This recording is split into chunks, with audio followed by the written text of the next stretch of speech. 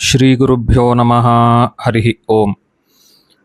ಆಪಾದಮೌಲಿಪರ್ಯಂತಂ ಗುರುಣಾಂ ಆಕೃತಿಂ ಸ್ಮರೇತ್ ತೇನ ವಿಘ್ನಾಃ ಪ್ರಣಶ್ಯಂತಿ ಸಿದ್ಧ್ಯಂತಿ ಚ ಮನೋರಥಾಃ. ಎಲ್ಲರಿಗೂ ನಮಸ್ಕಾರಗಳು. ಬರ್ತಕ್ಕಂತಹ 30ನೇ ತಾರೀಕು ಏಪ್ರಿಲ್ 30, 2025 ವಿಶೇಷವಾಗಿರತಕ್ಕಂತಹ ದಿನ ಅಕ್ಷಯ ತೃತೀಯ. ಎಲ್ಲರಿಗೂ ಬಹಳಷ್ಟು ಪುಣ್ಯಪ್ರದವಾಗಿರತಕ್ಕಂತಹ ದಿನ. ಅವತ್ತಿನ ದಿವಸ ಯಾವುದೇ ಕರ್ಮವನ್ನು ಮಾಡಿದರೂ ಕೂಡ ಅದು ಬಹಳಷ್ಟು ಅಕ್ಷಯವಾಗ್ತದೆ ಅಂತನ್ನುವ ಸನಾತನವಾದಂತಹ ಧರ್ಮದಲ್ಲಿ ಋಷಿಮುನಿಗಳು ಮತ್ತು ಪುರಾಣಗಳಲ್ಲಿಯೂ ಕೂಡ ತಿಳಿಸಿರತಕ್ಕಂತಹ ಒಂದು ವಿಚಾರ.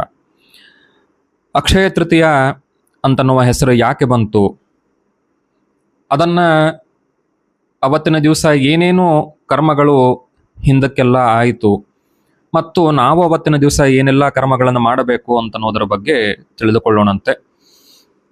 ಅಕ್ಷಯ ತೃತೀಯ ಇದು ಬಹಳಷ್ಟು ಒಂದು ಹಿಂದೂಗಳು ಆಚರಣೆ ಮಾಡತಕ್ಕಂತಹ ಒಂದು ಪರಮ ಪವಿತ್ರವಾಗಿರ್ತಕ್ಕಂತಹ ಅತ್ಯಂತ ಪ್ರಸಿದ್ಧವಾಗಿರ್ತಕ್ಕಂತಹ ಒಂದು ಹಬ್ಬ. ಅದಕ್ಕೆ ನಾವು 3.5 ಮುಹೂರ್ತ ಅಂತಲೂ ಕರಿತೇವೆ. ಅಂತಹ ಆ 3.5 ಮುಹೂರ್ತದಲ್ಲಿ ಏನೇ ಕರ್ಮಗಳನ್ನು ಮಾಡಿದರೂ ಕೂಡ ಬಹಳಷ್ಟು ಅಕ್ಷಯವಾಗ್ತದೆ. ಈ ಅಕ್ಷಯ ತೃತೀಯ ಪ್ರತಿ ವರ್ಷ ಯಾವಾಗ ಬರ್ತದೆ ಅಂತಂದರೆ ವೈಶಾಖ ಶುಕ್ಲ ತೃತೀಯ, ವೈಶಾಖ ಮಾಸದ ಶುಕ್ಲ ಪಕ್ಷದ ತೃತೀಯ ದಿವಸ ಅಲ್ಲಿ ಆ ಒಂದು ಅಕ್ಷಯ ತೃತೀಯವನ್ನು ಆಚರಣೆ ಮಾಡ್ತೇವೆ. ಬಹಳಷ್ಟು ಅದು ಶುಭಪ್ರದವಾದದ್ದು. ಅವತ್ತಿನ ದಿವಸ ನಾವೇನೇ ಖರೀದಿ ಮಾಡಿದರೂ ಕೂಡ ಅದು ಅಕ್ಷಯವಾಗ್ತದೆ ಅಂತನ್ಲಿಕ್ಕಾಗಿ ಅಕ್ಷಯ ತೃತೀಯ ಅಂತ ಅದಕ್ಕೆ ಹೆಸರು ಬರ್ತದೆ.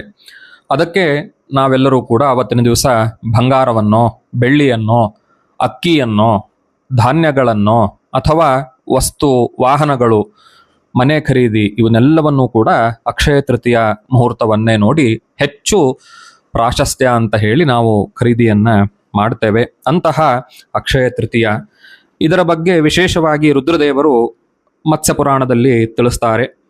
ಅಥಾನ್ಯಾಮಪಿ ವಕ್ಷ್ಯಾಮಿ ತೃತೀಯಾಂ ಸರ್ವಕಾಮದಾಂ ಯಸ್ಯಾಂ ದತ್ವಂ ತ್ವಂ ಜಪ್ತ್ವಂ ಸರ್ವಂ ಭವತಿ ಚ ಅಕ್ಷಯ. ರುದ್ರದೇವರು ಹೇಳಿರತಕ್ಕಂತಹ ಮಾತು. ಅವತ್ತಿನ ದಿವಸ ವೈಶಾಖ ಶುಕ್ಲ ತೃತೀಯ ದಿವಸ ನಾವೇನೇ ತೆಗೆದುಕೊಂಡರೂ ಕೂಡ ಅಥವಾ ಏನೇ ಪ್ರಾರ್ಥನೆ ಮಾಡಿದರೂ ಕೂಡ ಸರ್ವಂ ಭವತಿ ಚ ಅಕ್ಷಯ, ಎಲ್ಲವೂ ಅಕ್ಷಯವಾಗಿ ಪರಿಣಾಮವಾಗ್ತದೆ. ಆದ್ದರಿಂದಾಗಿ ಅವತ್ತು ಬಹಳಷ್ಟು ವಿಶೇಷ ಅಂತನ್ನೋದನ್ನು ತಿಳಿಸ್ತಾರೆ. ಅದು ವಿಶೇಷ ಏನು ಅಂತಂದರೆ ಅವತ್ತಿನ ದಿವಸ ಕುಬೇರ ತಾನು ಧನಕ್ಕೆ ಬೇಕಾಗಿರ್ತಕ್ಕಂತಹ ಏನೇನು ಅಭಿಮಾನಿ ದೇವತೆಗಳಿದ್ದಾರೋ ಅವರನ್ನೆಲ್ಲರನ್ನೂ ಕೂಡ ಅವತ್ತಿನ ದಿವಸ ನಿಯೋಜನೆ ಮಾಡಿರ್ತಕ್ಕಂತಹ ಒಂದು ಪ್ರಸಿದ್ಧವಾದಂತಹ ದಿನ. ಇನ್ನೂ ಒಂದು ವಿಶೇಷತೆ ಇದಕ್ಕೇನು ಅಂತಂದರೆ ಅವತ್ತಿನ ದಿವಸ ವಿಶೇಷವಾಗಿ ಕೃಷ್ಣ ಪರಮಾತ್ಮ ಅಕ್ಷಯ ಪಾತ್ರೆಯನ್ನ ದ್ರೌಪದಿಗೆ ತಾನು ಕೊಟ್ಟಿರತಕ್ಕಂತಹ ಪರಮ ಪವಿತ್ರವಾಗಿರತಕ್ಕಂತಹ ದಿನ. ನಾವೆಲ್ಲರೂ ಮಹಾಭಾರತದಲ್ಲಿ ಕೇಳ್ತೇವೆ, ದುರ್ವಾಸ ಮುನಿಗಳು ತಮ್ಮ ಎಲ್ಲ ಶಿಷ್ಯಂದರನ್ನು ಕರೆದುಕೊಂಡು ಪಾಂಡವರ ಮನೆಗೆ ಭೋಜನಕ್ಕೆ ಬರ್ತಾರೆ.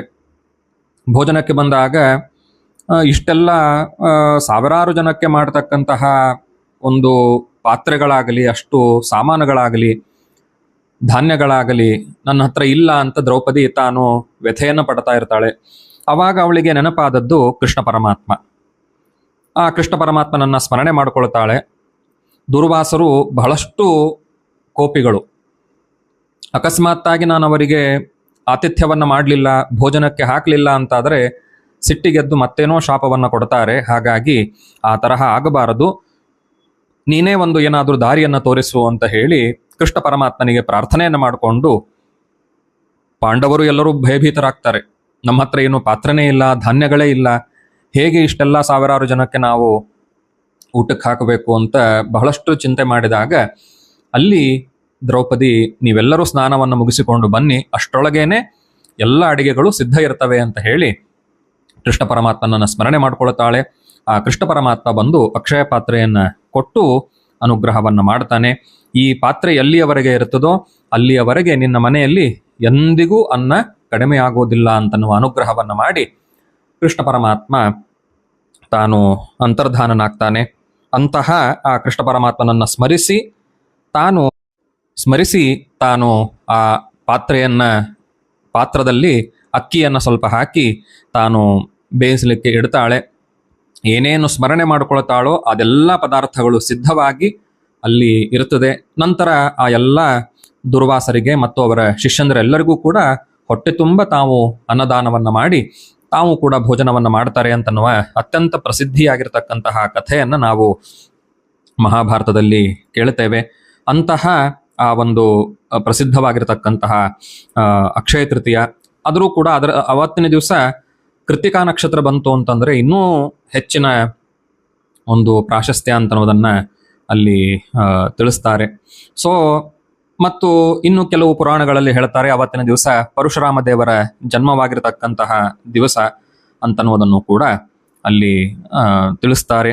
ಅಷ್ಟೇ ಅಲ್ಲದೇನೆ ಭಗವಾನ್ ವೇದವ್ಯಾಸ ದೇವರು ಅಕ್ಷಯ ತೃತೀಯ ದಿವಸ ಗಣೇಶನಿಗೆ ತಾವು ಅತ್ಯಂತ ಪ್ರಸಿದ್ಧವಾಗಿರತಕ್ಕಂತಹ ಮಹಾಭಾರತ ಏನು ಇದೆ, ಪಂಚಮ ವೇದ ಏನಿದೆ, ಅದನ್ನ ಹೇಳಲಿಕ್ಕೆ ತಾವು ಪ್ರಾರಂಭ ಮಾಡಿರ್ತಕ್ಕಂತಹ ಪರಮ ಪವಿತ್ರವಾಗಿರತಕ್ಕಂತಹ ದಿನ ಅಂತನೂ ಅದಕ್ಕೆ ಕರೀತಾರೆ.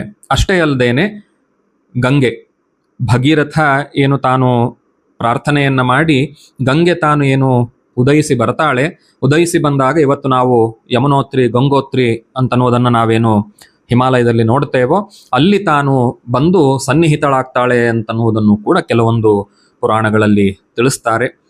ಇವತ್ತಿನ ದಿವಸ ವಿಶೇಷವಾಗಿ ಅಕ್ಷಯ ತೃತೀಯ ದಿವಸ ಆ ಗಂಗೆ ಬಂದಿರತಕ್ಕಂತಹ ದಿವಸ ಅಂತನ್ನುವ ಒಂದು ದ್ಯೋತಕವಾಗಿ ಚಾರಧಾಮ್ ಅಂತ ನಾವೇನು ಕರಿತೇವೆ, ಗಂಗೋತ್ರಿ, ಯಮುನೋತ್ರಿ, ಕೇದಾರ ಮತ್ತು ಬದ್ರಿನಾಥ, ಇಲ್ಲಿ ಆ ಅಕ್ಷಯ ತೃತೀಯ ದಿವಸ ಅಭಿಜಿನ್ ಮುಹೂರ್ತವನ್ನು ನೋಡಿಕೊಂಡು ಅವತ್ತಿನ ದಿವಸ ಅಲ್ಲಿ ದ್ವಾರವನ್ನ ಮತ್ತೆ ಪುನಃ ತೆಗೆದು ಎಲ್ಲ ಯಾತ್ರಾರ್ಥಿಗಳಿಗೆ ಅಲ್ಲಿ ದರ್ಶನಕ್ಕಾಗಿ ವ್ಯವಸ್ಥೆಯನ್ನು ಮಾಡ್ತಾರೆ ಅಂತನ್ನೋದನ್ನು ಕೂಡ ವಿಶೇಷವಾಗಿ ತಿಳಿಸ್ತಾರೆ.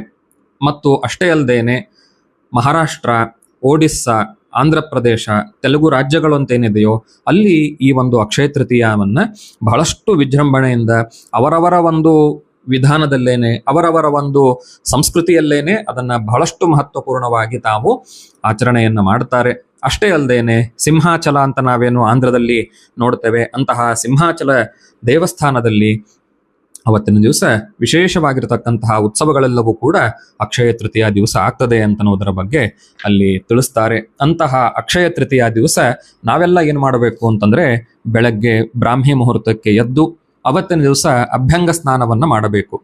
ಅಭ್ಯಂಗ ಸ್ನಾನ ಅಂತಂದ್ರೆ ತಲೆಗೆ ಎಣ್ಣೆಯನ್ನ ಹಚ್ಚಿಕೊಂಡು ಅಶ್ವತ್ಥಾಮೋ ಬಲಿರ್ವ್ಯಾಸೋ ಹನುಮಾಂಶ್ಚ ವಿಭೀಷಣ ಕೃಪಃ ಪರಶುರಾಮಶ್ಚ ಸಪ್ತಯಿತೆ ಚಿರಜೀವಿನಃ ಅಂತನ್ನುವಂತೆ ಮನೆಯಲ್ಲಿರ್ತಕ್ಕಂತಹ ಹಿರಿಯ ಸ್ತ್ರೀಯರೇನಿರ್ತಾರೆ ಆ ಸ್ತ್ರೀಯರು 5 ಬಟ್ಟು ಎಣ್ಣೆಯನ್ನ ನೆಲಕ್ಕೆ ಹಚ್ಚಿ ನಂತರ ಒಂದು ಸುವರ್ಣದ ಏನಾದರೂ ಒಂದು ಉಂಗುರನೋ ಅಥವಾ ಏನಾದರೂ ಒಂದು ಪದಾರ್ಥದಿಂದ ಅಥವಾ ವೀಳ್ಯದೆಲೆಯಲ್ಲಿ ಲಕ್ಷ್ಮೀದೇವಿಯ ಸನ್ನಿಧಾನ ಇರ್ತದೆ, ಸುವರ್ಣದಲ್ಲಿ ಲಕ್ಷ್ಮೀದೇವಿಯ ಸನ್ನಿಧಾನ ಇರ್ತದೆ, ಬಂಗಾರದಲ್ಲಿ ಅದನ್ನು ತೆಗೆದುಕೊಂಡು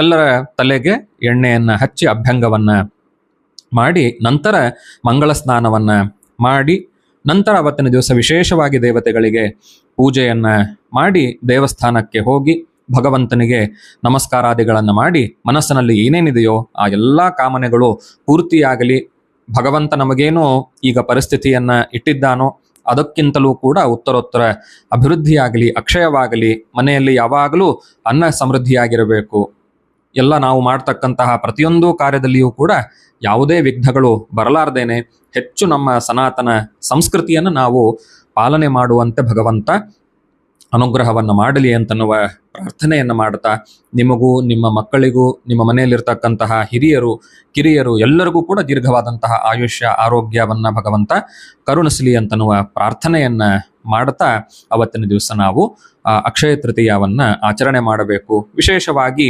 ಹೂರಣದ ಪದಾರ್ಥವನ್ನ ಅವತ್ತಿನ ದಿವಸ ಬೆಲ್ಲ ಮತ್ತು ಧಾನ್ಯ ಅಂದರೆ ಬೇಳೆ ಇವುಗಳ ಮಿಶ್ರಿತವಾಗಿರತಕ್ಕಂತಹ ಒಂದು ಪದಾರ್ಥವನ್ನ ಮಾಡಿ ಭಗವಂತನಿಗೆ ನೈವೇದ್ಯವನ್ನ ಮಾಡಿ ನಂತರ ಅದನ್ನ ಸ್ವೀಕಾರ ಮಾಡಬೇಕು. ಮತ್ತು ಅವತ್ತಿನ ದಿವಸ ಏನೇ ಬಂಗಾರವನ್ನು ಖರೀದಿ ಮಾಡಲಿ ಅಥವಾ ಧಾನ್ಯವನ್ನು ಖರೀದಿ ಮಾಡಲಿ, ಏನೇ ಖರೀದಿ ಮಾಡಿದರೂ ಕೂಡ ಅದು ಅಕ್ಷಯವಾಗ್ತದೆ ಅಂತನ್ಲಿಕ್ಕಾಗಿ ಅವತ್ತಿನ ದಿವಸ ಅದನ್ನೆಲ್ಲವನ್ನು ಕೂಡ ಯಾರು ಸಶಕ್ತರಿದ್ದಾರೆ ಅವರೆಲ್ಲರೂ ಕೂಡ ಅದನ್ನು ಅವಶ್ಯವಾಗಿ ಖರೀದಿ ಮಾಡಬಹುದು ಅಂತನ್ನುವ ಒಂದು ವಿಚಾರವನ್ನು ತಿಳಿತಾ, ಎಲ್ಲರಿಗೂ ಭಗವಂತ ಆಯುಷ್ಯ, ಆರೋಗ್ಯ, ಸಂಪತ್ತು, ಸಂಸ್ಕೃತಿ ಇತ್ಯಾದಿಗಳನ್ನೆಲ್ಲ ಭಗವಂತ ಕೊಟ್ಟು ಅನುಗ್ರಹವನ್ನು ಮಾಡಲಿ ಅಂತನ್ನುವ ಪ್ರಾರ್ಥನೆಯನ್ನು ಮಾಡುತ್ತಾ ಶ್ರೀಕೃಷ್ಣಾರ್ಪಣಮಸ್ತು.